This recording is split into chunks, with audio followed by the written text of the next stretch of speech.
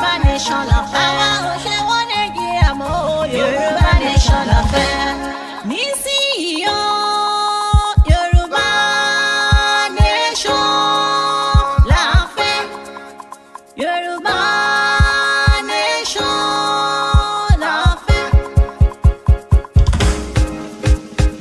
Ẹ pariwo ẹ gbóhùn sókè.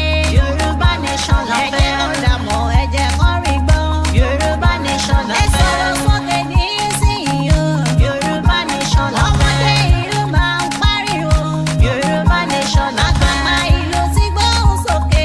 Yorùbá nation la fẹ́. Obìnrin ìlú dẹ̀ ń faraya.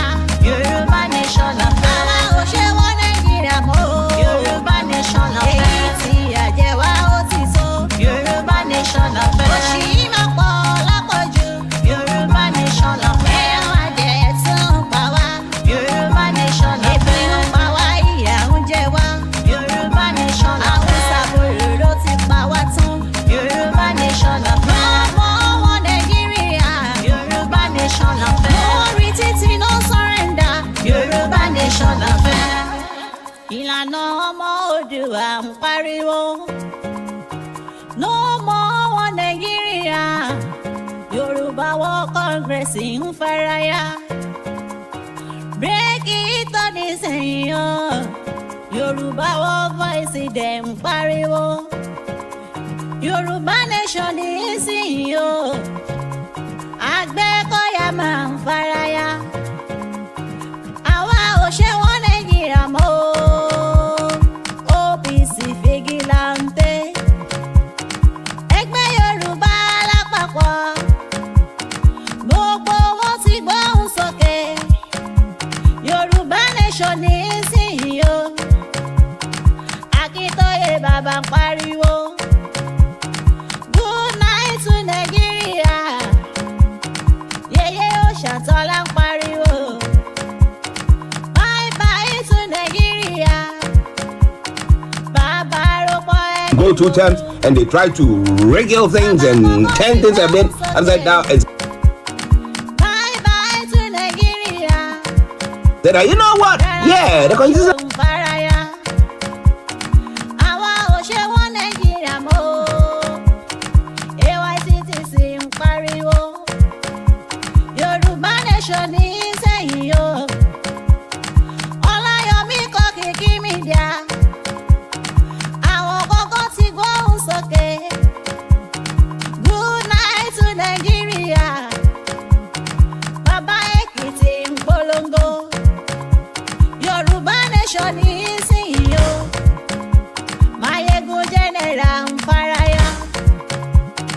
No more wọn Nàìjíríà. Ọmọọba Adéjọkẹ́. Màmá kọ́kọ́ ti gbóhùn sókè. Yorùbá nation nísìnyí o. Ààrẹ Fárúkù ń pariwo. Good night to Nigeria. Olúwa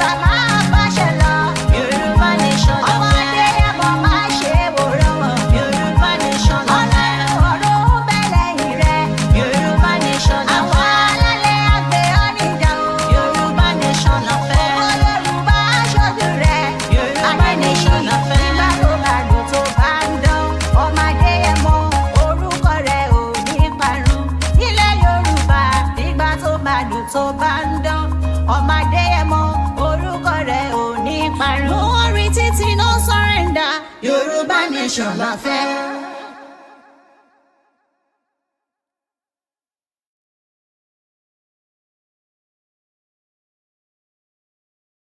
I used to work 9 to 5.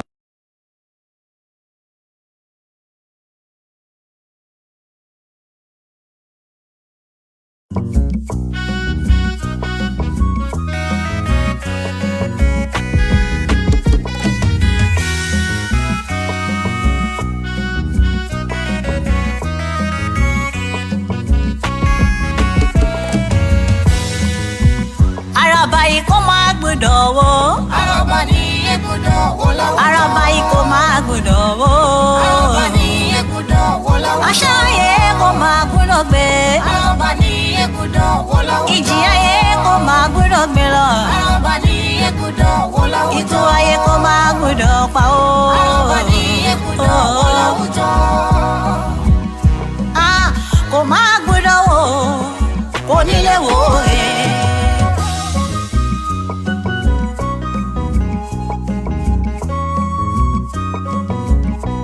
ọlọ́gbọ́n ayé o ẹ̀sùn mọ́ bí. olóyè ayé ẹ má bá mi ká lọ. ọ̀fọ̀ ìgbéyàwó ọ̀rọ̀ ilẹ̀ ẹnu mi. mo ní igi là ń bẹ nígbò ìgbò. ìgbò ìmà mi wò lọ. Araba yìí wá ń gbìyànjú kò dọ́mọ kó wà lárẹ́rẹ́ lọ. Igi ńlá iyọ̀ wà lóhun tó máa fi ṣàràbà lóore. Oníwíwó ní káràbà ìlọ́wọ́ láwùjọ igi. Onílé wò é kò máa gbọ́dọ̀ wò. Araba ní egbodò wó láwùjọ. Ṣódà àbáwọn sọ Fúlàní wọ̀nyí bó ṣe ń pa wá. ṣó wá sùn ọkọ̀ máde ẹ mọ́ ṣe bẹ́ẹ̀ kó jáwọ́ ní. àwọn àgbààgbà ikọ̀ wọn kò tíra mú odò sí wa kó wà láyé rẹ̀ lọ. ó máa ṣe òye kò máa gbọ́dọ̀ wò. Araba ní egbodò wó láwùjọ.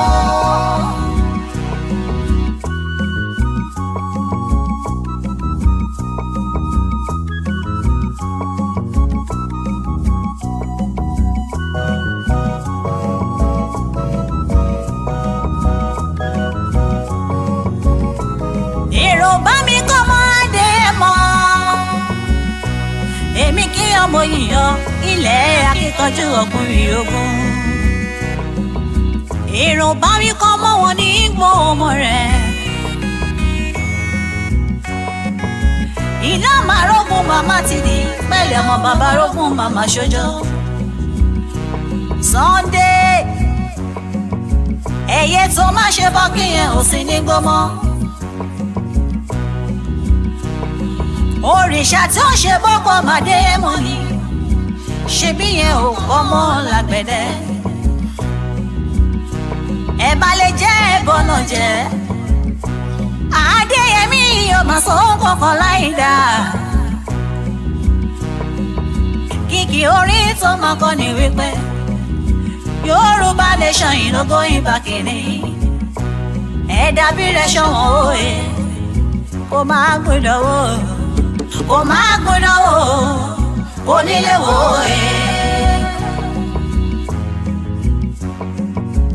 ọmọ Yorùbá ẹ jẹ́ ká rórí. ọjọ́ wo ni wọ́n dalẹ̀ Ifẹ̀ tán gangan. àwọn kan sáré kó lè dára èrè bó bàjẹ́ kókò mí làwọn kan sá.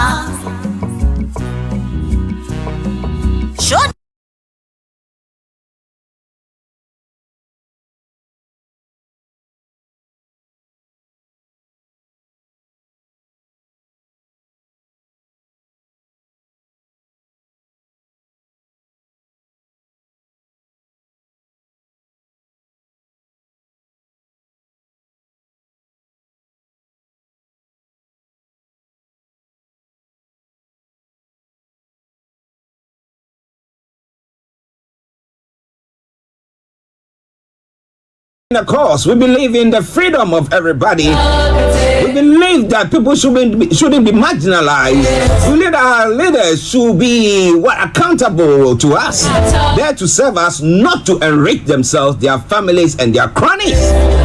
So what about that? Well, to do that, I've got with me the white lion himself, Mr. OLAYOMI Koiki, after that long week's holiday, and he's back refreshed and all ready to fire on all cylinders. And let me say, massive good morning to you, YOMI.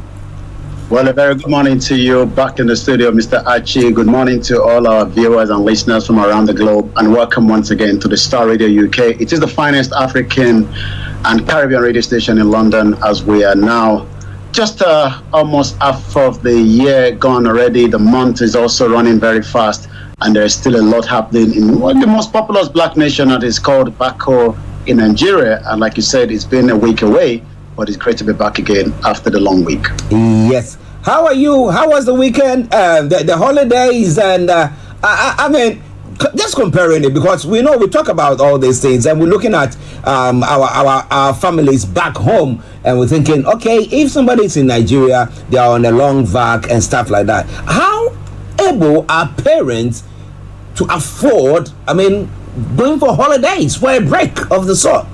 Anything of the sort? Well, holiday costs a lot, and you have to plan for it, and especially you also determine what part of the globe that you want to visit. The world is a big place, but the question is, how safe is Nigeria? Is many questions in the heart. Many people would prefer to go to Nigeria for different reasons, while some might just want to avoid it, also because of so many tension on the ground as well. And I believe one person like myself, it's not the appropriate time to travel to Nigeria, as we have a lot of different reasons for that. But traveling to other side of the globe is one beauty thing that you love to. But it's good to be back after the long week, and especially a good time spent with the family. Yes, it's very, very important. And well, if you've not had the chance to spend that, well, take a leaf from Yomi's book, have some chill, and spend some time with the family. As they grow, they grow so quick. By the time you say Jack, and then you think, oh, come, and they say, no, you go home, and then they are in their rooms. We don't want that, right? So that is the time to do that. And welcome back, Yomi. It's nice to have you back there. All right, then. Now let's move on to the story that is making the rounds in Nigeria. Today, from the update from Nigeria, and I can see in the background some of the ministers who have been approved by the federal government's economy security priority is prioritizing economy security as ministers take oath today. So, who are those behind you? We know someone is now becoming a reggae artist, and we'll be talking about all that. But yes, what is government doing? How is it prioritizing everything that is talking about there? Yomi. Well, quite a lot is happening as we speak right now. You're quite right. We'll see if we can get the image, also the video image behind the scene. But for those behind me, I'll be giving you a bit of the background. I've been away for a couple of days, but ministers have now, been finally, after 60 days, they are ready to crack on and revive the economy that is completely down. And there's a lot of work that needs to be put in place if they are going to support this government. I'll be telling us more about those ministers, especially on Wednesday when we have ample of time. But let's go through the names that we have. As the minister take the oath of office today, the priority focus of the federal government will be on the economy, and guess what? Security. Security is the backbone of any economy, and if they don't have the security, you are not likely to be doing investment. And behind now is the footage. This is a live transmission that is still going on in Abuja as I speak to you right now. I'll be telling you everything we need to know. Those names and the images that you've just looked at to your right hand side, far right, I'm sure it's somebody that we all know very well. Wike, the former governor of Rivers State, is now going to be in charge of the FCT. Little bit of reasons for that. Some say maybe just to make sure the checkmate team doesn't go beyond its boundary. I don't know how far that is true. But like I said, there is a lot going on. Top presidency also says that there was some changes as well, that appointment will be guided by 8-point agenda of the president as stated during his election manifesto. Also, it was further learned that the president might set target and performance index, maybe again to make sure that any of the ministers are working in accordance to what they expected. I've seen the, let's see if we can bring that image back again. On the table of this particular inauguration that is about to kickstart, I could see the Quran, I could see the Bible, and I believe those are the major ones that is being used in Nigeria. A lot of people might be asking, where is the traditional one? Because it seems that the traditional one, as you can see there behind the scene, the traditional one works faster than the Bible and the Quran, but it seems that the old book is ready to take in the new ministers in Abuja as we speak. I'll come back again to you in the studio, but like I said, I'll be telling you more about each of these ministers as we go along in the program this morning. But on Wednesday, we will debate, we will talk about every of the ministers that is appointed under this new government and how are they going to be reliable, how are they going to work to make sure that the agenda of the government works in place. Well, listeners, Star Radio UK, Olawoluwa Oguntola, good morning to you. Good morning, Yomi. Actually, great to see you all again this week. Hope you all had a good weekend. Yes, we did. And big thanks to the back end team as well. And big thanks to you, Olawoluwa. We thank God that Nigeria didn't happen to you. Massive good morning to you, and to as many of you who are on the various platforms listening to us, Star Radio UK. Now, before even the president appointment, the various appointments, they take the office. It's shuffled some of them. Which of the ministerial bodies has she already shuffled? Thinking that no, I think I need this one there and that one there. Yomi. Well, we saw some few changes, just as that we're going into the, the Senate for, what is normally done if a minister is coming in place. A couple of changes happened, but I believe that many Nigerians believe that, it's just the same set of people. We have more governors, we have new people coming in like Wale Edun. That will be the finance and the coordinating minister for economy. Like I said earlier, Wike is the Federal Capital Territory. The question is, would they be able to change anything from what the former president Muhammadu Buhari was unable to do? Would Tinubu, as we've read, the president, be able to put in checkmate on these new individuals like his predecessors? It seems that the petroleum, the president preferred to hold on to the petroleum ministry. Buhari did the same thing. It seems that Bola Tinubu is doing the same thing as well. President will head the petroleum ministry, while a former senator, Enik Lakpobiri, is the Minister of State and Petroleum Resources. Like I said, there is an 80-page manifesto containing multi-sectoral policy option tagged Renew Hope. Some have thought it's now called Renew Shege, but some say it's too early to call it Renew Shege since the president is not even a year in the office yet. Well, listen, let's start ready. Okay. Now, interestingly, you were talking about the fact that because behind you we saw the Bible, we saw the Quran, and we didn't see anything of the traditional, the traditionalists. So I mean, definitely there will be some traditionalists who have also been appointed. But my question is, now we've seen people who have come in with the Bible. Maybe somebody can come in with their father's Bible or their mother's Bible, as huge as it is, or some Quran, some old one, say that this one was the one that Muhammad blessed some time ago, and they said this one we put our hands on it, and they come in and they are doing worst of things.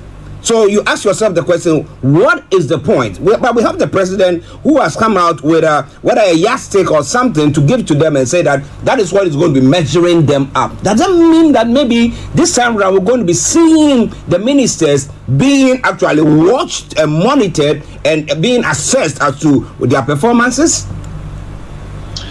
Well, performances is a very key, and if you want performances, it has to start from the top. That means, those that will be heading this ministerial position. And let me give us, some of the background of some of them as well. Challenges before Fagbemi, that is the new AGF.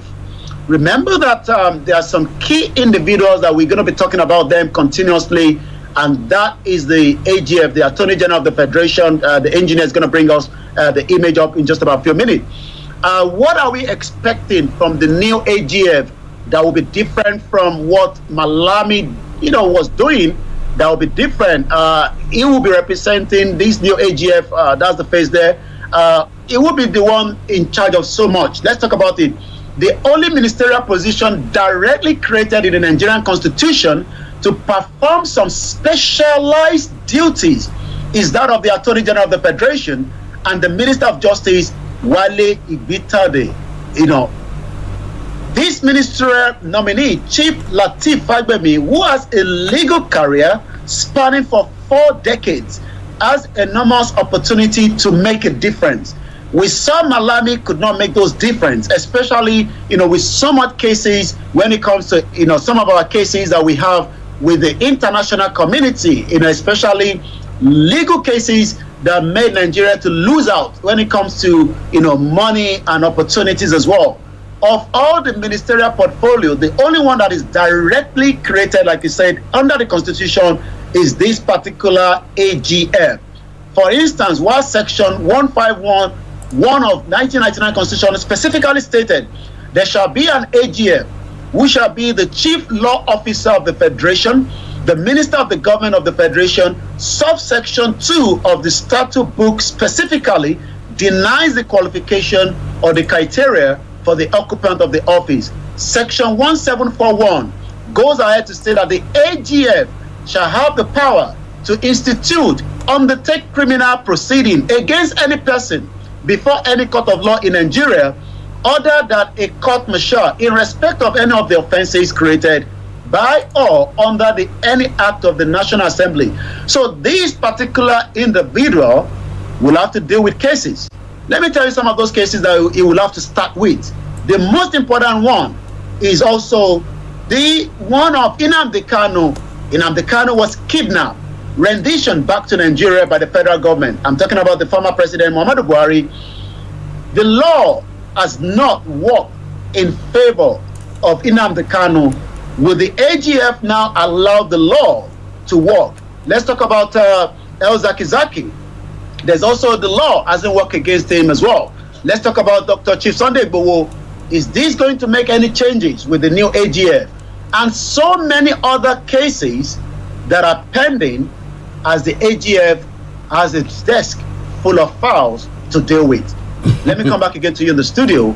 Once again, this is STARR Radio UK, the finest African and Caribbean radio station in London.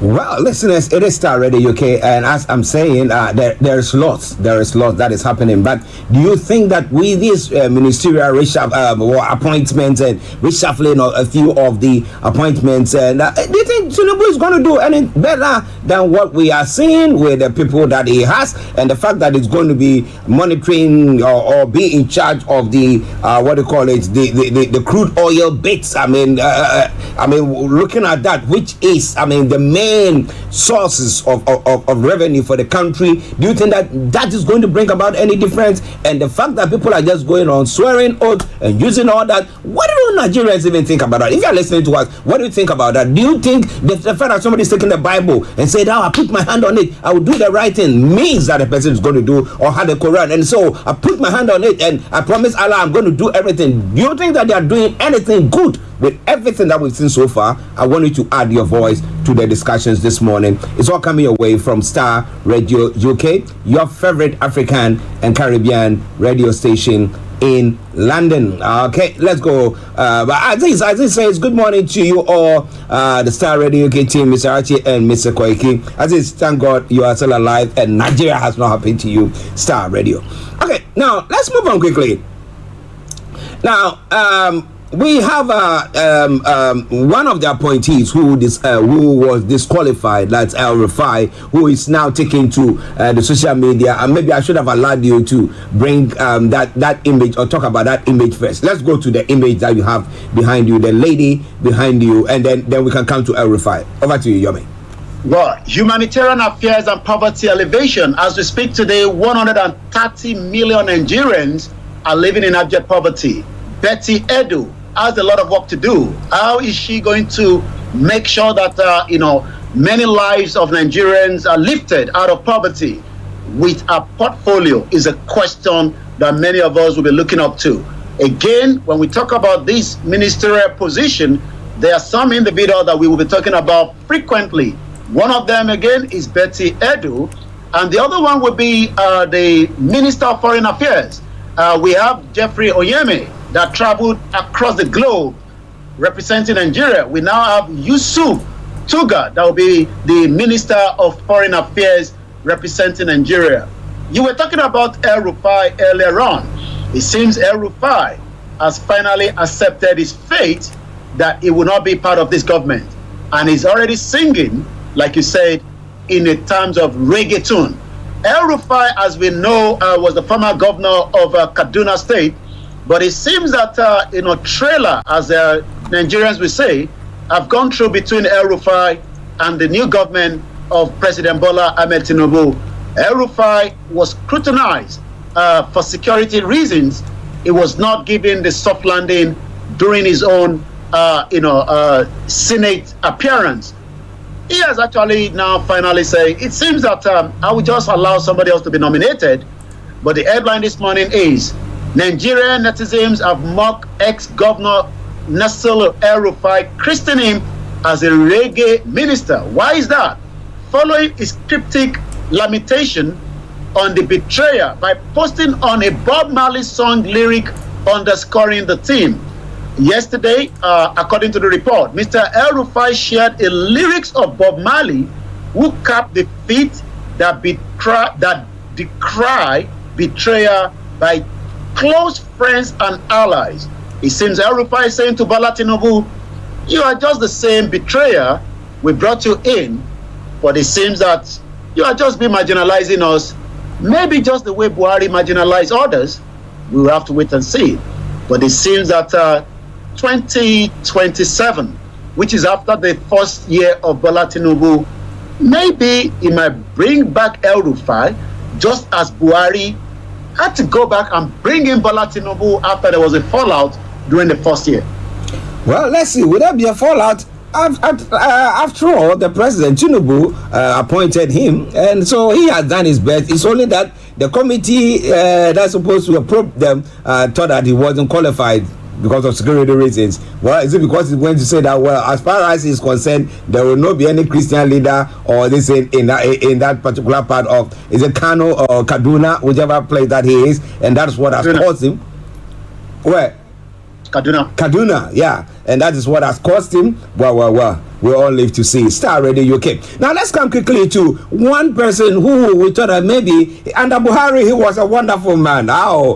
He goes abroad to make statements pertaining to what is happening in Nigeria, but he never wanted to address the press in Nigeria so that people can scrutinize him. That is Lai Mohammed. Well, he's going on lobbying so that he could get some position.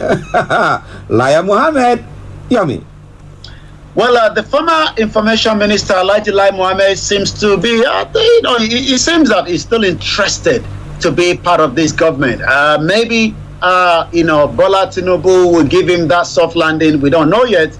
But, Lai Mohammed, one of the biggest liar of our time, you would think that as an elderly man, he would try to minimize his lies. But rather, even his grandchildren told him that, Dad, we were told that your name, Lai Mohammed, tells a lot of lies, and it lies a lot. It tells the international community that there's safety in Nigeria, there's security in Nigeria, but we know all that is lie. But Lai Mohammed is now lobbying the Nigerian custom for publicity contract. The custom boss said that many Nigerians had a misconception and in some cases a narrow understanding about lobbying. According to Adewale Adeniyi, the acting controller general of the Nigerian Customs Services, says the service will lead way in using lobbying as a tool in governance. He said this in Abuja when he received a team of lobbyist firms led by the immediate past Minister of Information and Culture, Alhaji Lai Mohammed. The team was on official visit to Mr. Adeniyi to introduce the services of British Constitute an affiliated of a U.S. lobbyist organization that is now asking for a job in the custom control section of Nigeria. He doesn't want to go sleeping, you know. He wants to still have some job, raking in the money. Interesting. Listeners, it is STARR Radio UK. It is your favorite African and Caribbean radio station in London. Now, last week, whilst you were on holidays, there was this story that broke pertaining to the some posters or some billboards that have been erected that was of the view or what saying that the whole of Nigeria was watching. Or yes, what the what they call all eyes on the judiciary. All eyes on the judiciary pertaining to the electoral tribunal, and because of that, the president came out like a ton of bricks over them, and some people have been sacked and all stuff. Now, it says all eyes. What is wrong with saying all eyes? But it looks like we have Atiku Kwankwaso Obi discussing a merger. We've talked about that. So I think that myself and you, we are prophets. People have to come to us. We prophesy things that will happen. That if there is a recall of elections, I bet the best way is that all these teams, the opposition, will have to come together and boom, Tinubu will be long gone. But with that statement, that all eyes on the judiciary and everything, what is going on exactly when it comes to the election tribunal hearing? Well, if there is any changes that will make the election tribunal to make what we called, what is not new. I mean, Turkey had a rerun, so we shouldn't be scared of a rerun.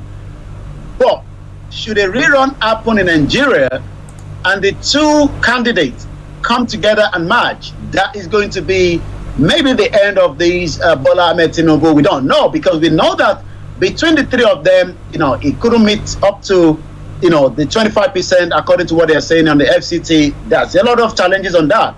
But we know that the numbers between the three of them, if two of those merge together, that could be a big problem.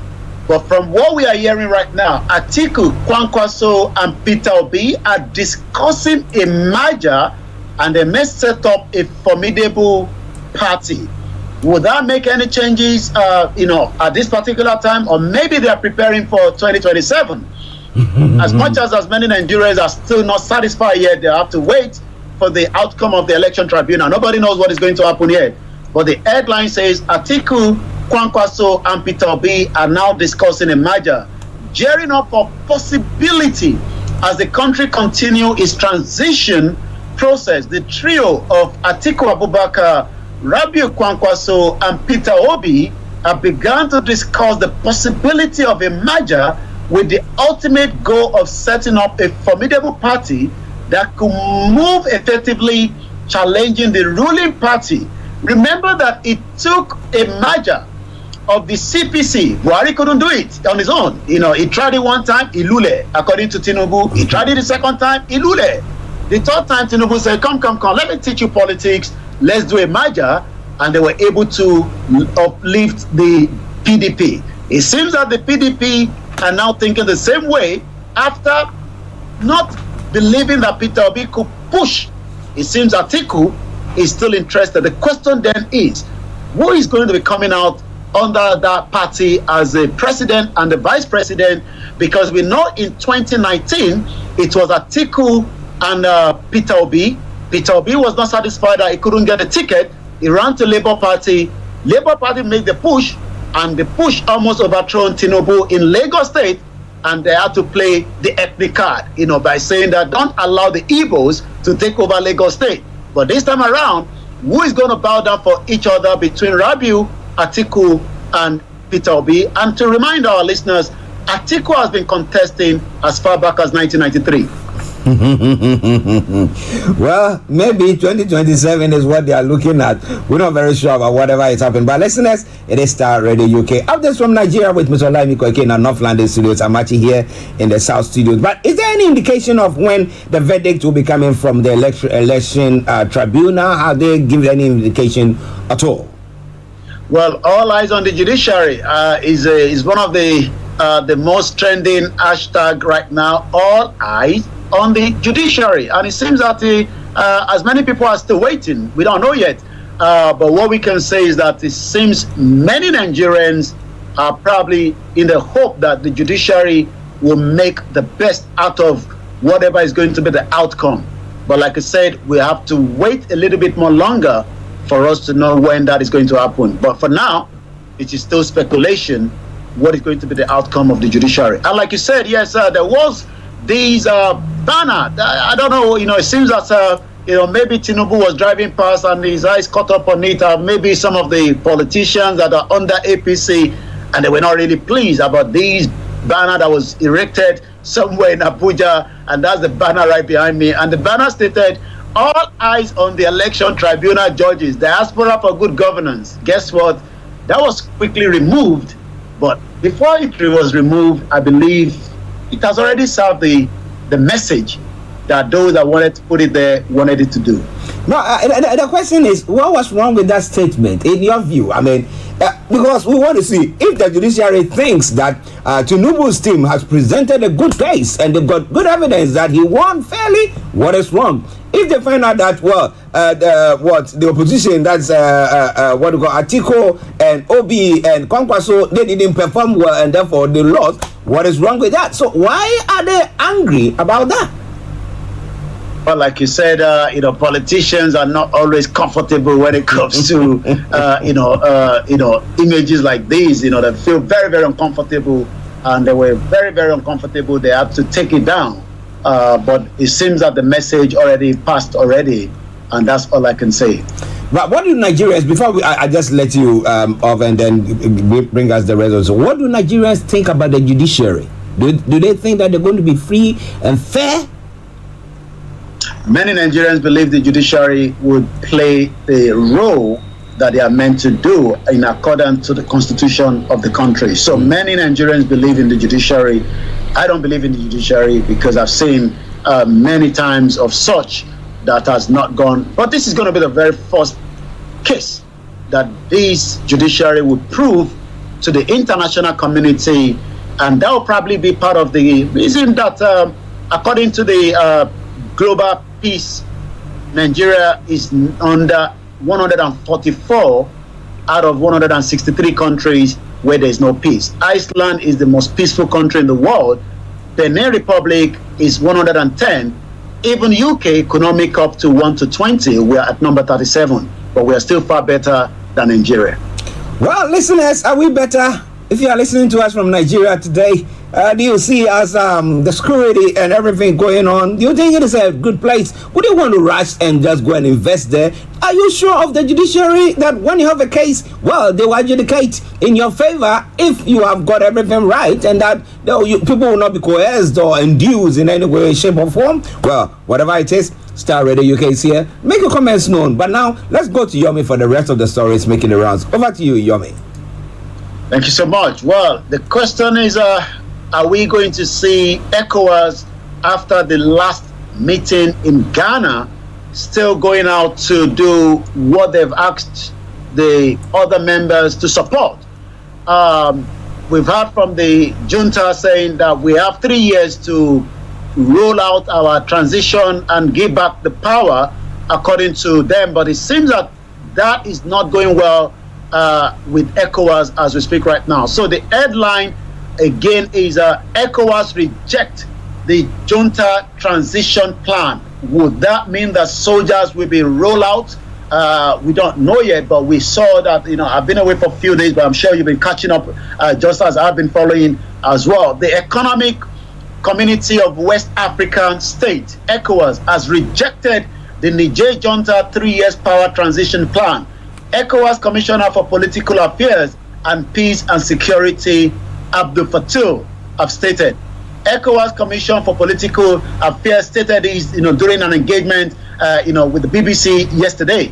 According to what we know, General Abdurrahman Tichani, the leader of the Niger junta, on the picture there, had said in a televised broadcast, and this was just after the representative again, the Sultan, have gone back again. This time around, the Sultan was able to see the disposed, Mohammed Bazoum, and it seems that as they were leaving Niger, the broadcast came in just to put in their own out there, according to General Ticheni, proposed is just a small screen. This is coming from Abel Fatou. So the question then is, what is going to happen between now and then?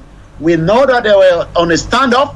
We saw what was said in Ghana, that they are now fully ready, but they are not going to tell anyone when is it going to happen. Maybe it's going to be in the dark night, and then in the morning, we're going to find out. But many Nigerians are still very concerned about the situation as well. Tinubu brings back Niger Delta Development Ministry, names Muhammad as a minister designated, is coming from one of the headlines as well. New leaders take charge of Africa's largest economy. Are we going to see these new leaders? As we say, now that the economy is really falling apart, the dollar is dropping down a little bit, but the pound sterling is still under 1,100 this morning when it comes to the exchange rate. I'll be giving all the details of these after 84 days of swearing in. Tinubu finally inaugurate a 45-man cabinet. Federal government is now completing documentation exercise of this minister designated, and that means that they will be up and running in different sector, making the manifesto, as we know this morning at about 2 hours ago right now, is still ongoing at the banquet hall of the State House in Abuja. There is still the signing and the paparazzi, but the most important Nigeria wants to see is the changes in the economy, the insecurity, and that is the most important part for many Nigerians today. Let's now go straight to some of the other headlines as we have it this morning. Pandemonium as gunmen killed a retired policeman and a wife in Imo State is coming up the headline. 3 gunmen last night shot dead a couple identified as Mr. and Mrs. Sampozo Owobo in Owerri in Imo State. According to the correspondent who hailed from Edo State, was a retired assistant superintendent of police. The incident, which happened around 8 p.m. beside Chisco Transport Company office, very close to the Owerri Area Police Command. You will believe that living close to the police station will be safe, but like we say, Nigeria is not a safe place as many things is happening. A younger Nigerian as well was kidnapped in Abuja. She's a youth copper. As we speak right now, no location, and we can only pray that she's returned back to her family. Also, a lot is happening. There was also a young man that believed that maybe is what he was saying on the social media was not going comfortable well with the Muslims in Ilorin. He was kidnapped. You will wonder that you can only kidnap in Nnamdi Kanu, but even within the territory of Nigeria, people get kidnapped. He was actually lured to a particular bus garage and he was kidnapped, and now he's currently facing charges. But it seems that from what Showore is saying yesterday, the senior advocate of Nigeria, Femi Falana, a human rights activist and a lawyer, has now stood to file for his bail. We'll be monitoring that as well. It seems that some governors have decided that maybe because there's a lot of conversation between the Muslims, the tradition, yesterday decided to grant what they called Isheshe Day. So throughout yesterday, there was a celebration of Isheshe Day in Yoruba land, but not all the states, including Kwara State, have not accepted to be an Isheshe Day because they are saying that we don't want Isheshe. Kwara State is an Islamic state, as we know that, even though it's meant to be a Yoruba state. So we hope that some of the ministers and especially the chief judge, the Attorney General of the Federation, will be looking onto what the Constitution says, the Constitution of Nigeria, when it comes to allowing individual citizens to practice their tradition. It seems that Kwara State has now been hijacked by those that need to hijack it. But we hope that normalcy will come back into the state, because in the last couple of days there has been a lot of tension and pressure in the state. It seems that the DSS are still wondering, how did Nigerians knew about the Kaduna train attack? Remember that some years back, about 2 years ago if I'm right, we lost Dr. Chinelo and so many people during the terrorist attack on the Kaduna Abuja train. Dr. Chinelo was just about 72 hours to travel to Canada from the information that we had. Then the Minister of Transportation, Rotimi Amechi, told us that, well, I advised the government that there will be an attack, but it seems that the government was not bothered and eventually there was loss of life. Dr. Chinelo died in that particular, that's her face there. I'm sure some of you remember. But it now seems that the leak memo that came out last week, DSS have now arrested Abuja Kaduna trade manager. According to the headline, the Department of the State Services has arrested the manager of Abuja Kaduna Trade Services, Pascal Noli, following the leak of a memo warning of a possible terror attack on Abuja. Whether it was the right thing that Nigerians are told that there will be an attack and that will put Nigerians to be security conscious. But it seems that according to the Nigerian Railway Corporation, on condition that the manager was arrested along with the operational manager Victor Adamu and so many other staff, it seems that the DSS continue to arrest many Nigerians just as Nnamdi Kanu is still in their custody. In that memo that was signed by the director of the DSS FCT command, R.N. Adekwemu, the secret police warned train passengers to be security conscious. Maybe they should have announced that officially on the radio and television to many Nigerians rather than allow that memo to have been leaked in the first place. But it seems that those in charge have now been arrested and they are now also in the DSS custody. So we will be monitoring that.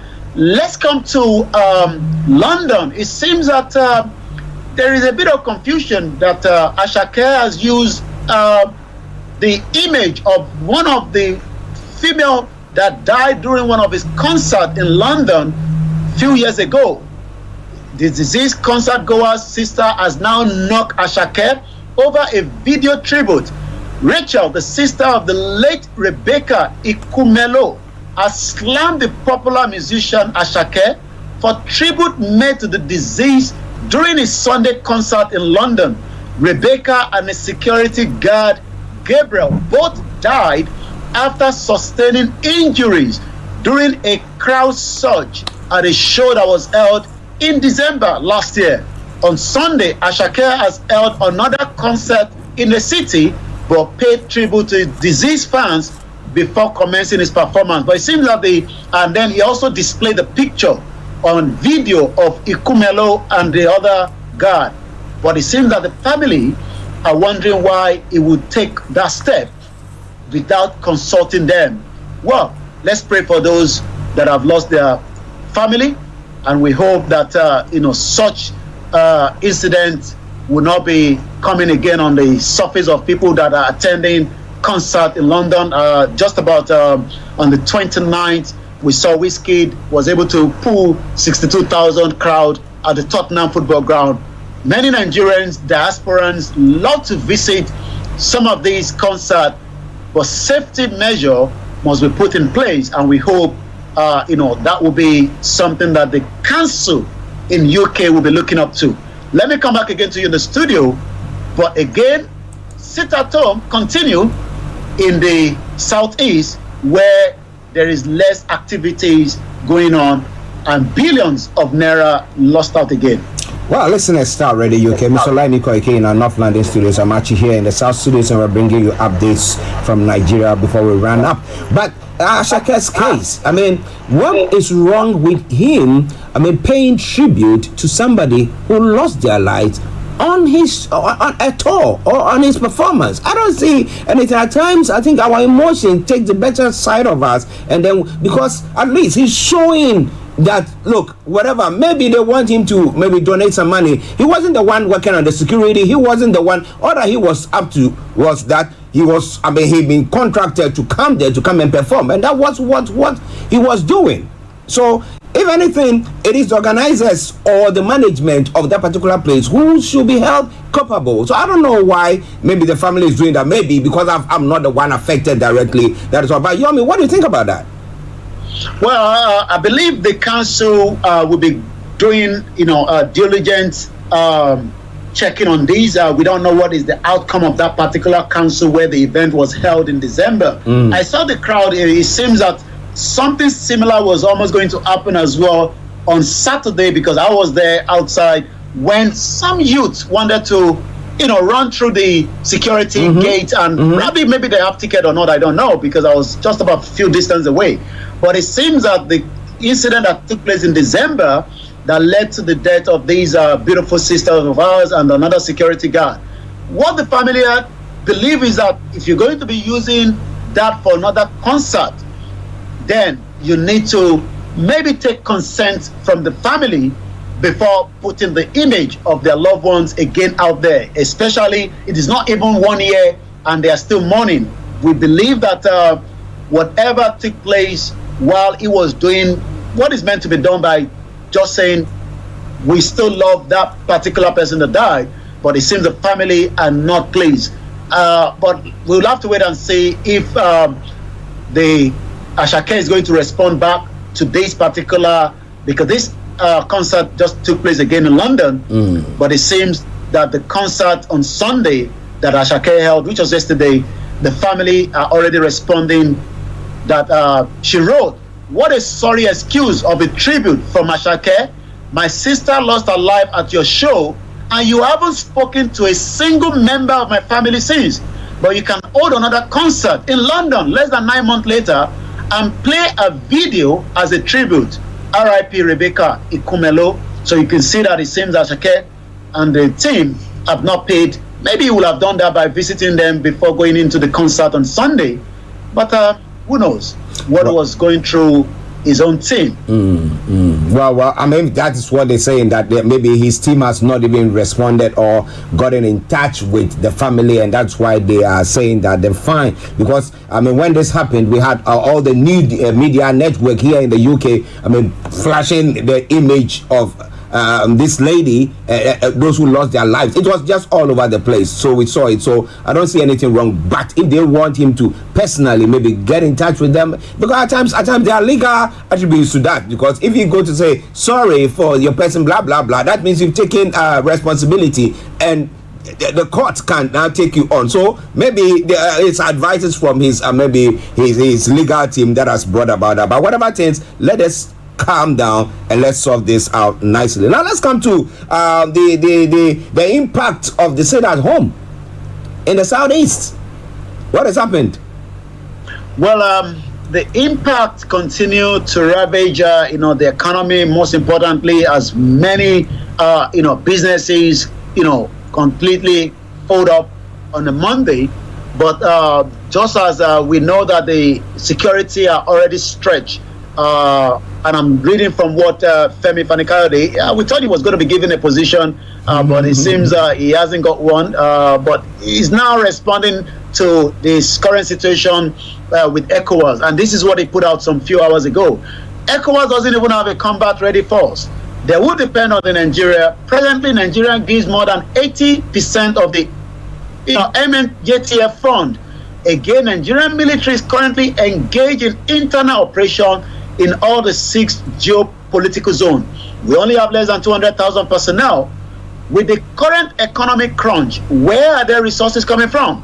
To depend on the Western countries that have their own interest to protect. All our IDPs and refugees are still in camps.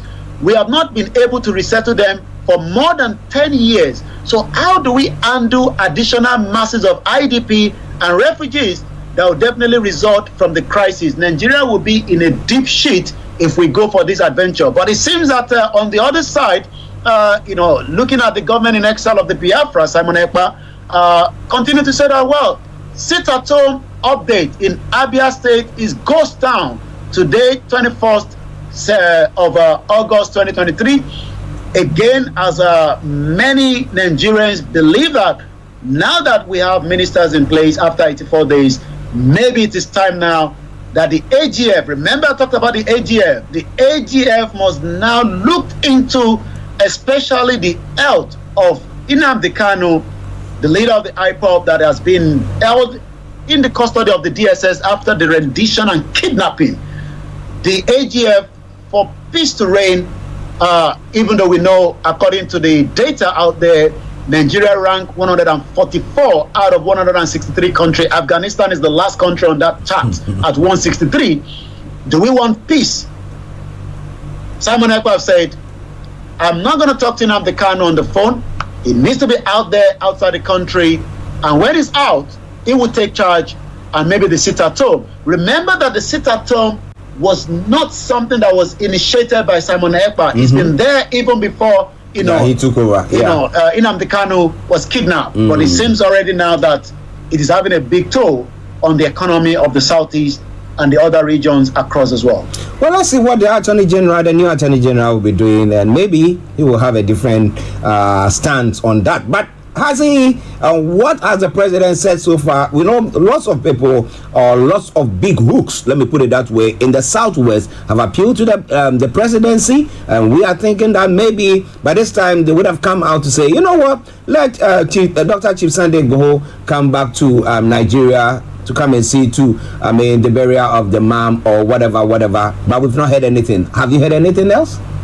Well, again, nothing is still coming out from the president after 84 days with new ministers in place. But you're quite right. There is now pressure growing that the embargo on Dr. Chief Sunday Igboho should be lifted to enable him, maybe not just to come and bury the mother, but to enable him to travel to see, the family that he hasn't seen for the last 2 years since he's been, held in Benin Republic on humanitarian protection. But the question is, will this government make peace, as they are still trying to find a lasting peace in Niger?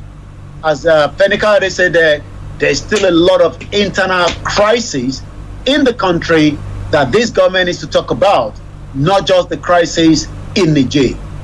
Well, listeners, that is where we have to bring the update, because we've got lots to say. But don't you worry, tomorrow we'll be back and we'll bring you more. Yomi, before you go. Well, I'll leave you again in the good hands of Mr. Archie for the rest of the program, but we are back again for more updates. Make sure you join us again tomorrow on the Star Radio UK network, where we're going to continue the headline. As we say, it is the finest African and Caribbean radio station in London. Good morning to all those that are listening and watching us from the sister broadcast as well. Archie will take you through the rest, and I believe at 12, the phone line will be open. You can follow us again on the Star Radio UK at www.starradiouk.com, where you can monitor all the news and all the podcasts, and most important,